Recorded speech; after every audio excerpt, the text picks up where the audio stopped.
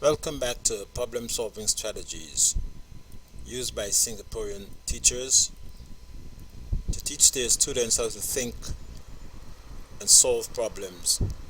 In an earlier video, we looked at comparing and we used a number line as an example of comparing.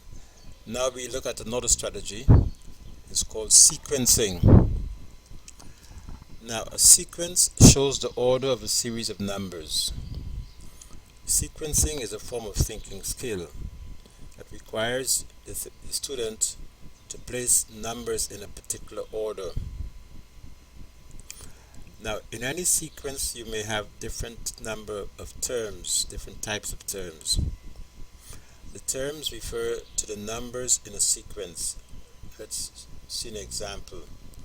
Here you have, find the seventh term in the sequence below. To place numbers in the correct order, students must first find a rule that generates the sequence.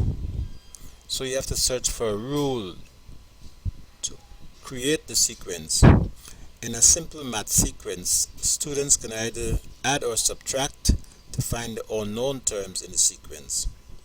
So you have the numbers 1, 4, 7, 10, 13, and 16. And you're asked to find the seventh term.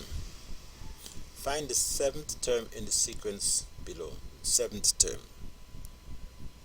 Now each number here is a term. That's the mathematical word for these elements in the sequence. The term. First term, second term, third term, fourth term, fifth term, sixth term. And you're asked to find the seventh term in the sequence. Now you note the sequence is in increasing order of magnitude.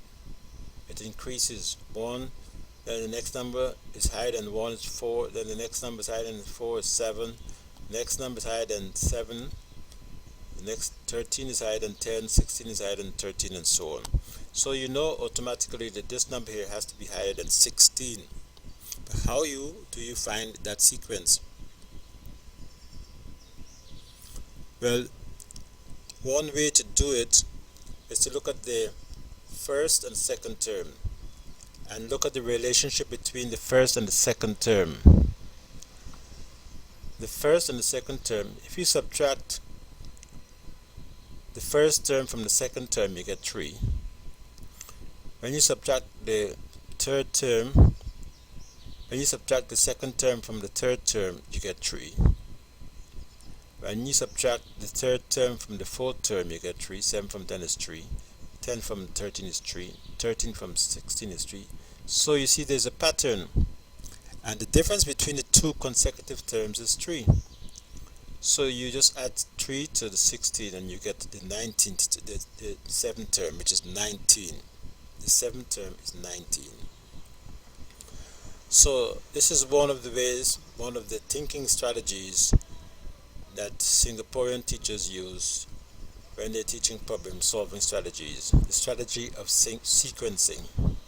So what you have learned in this video is you've learned about a problem solving strategy called sequencing, where you look for a pattern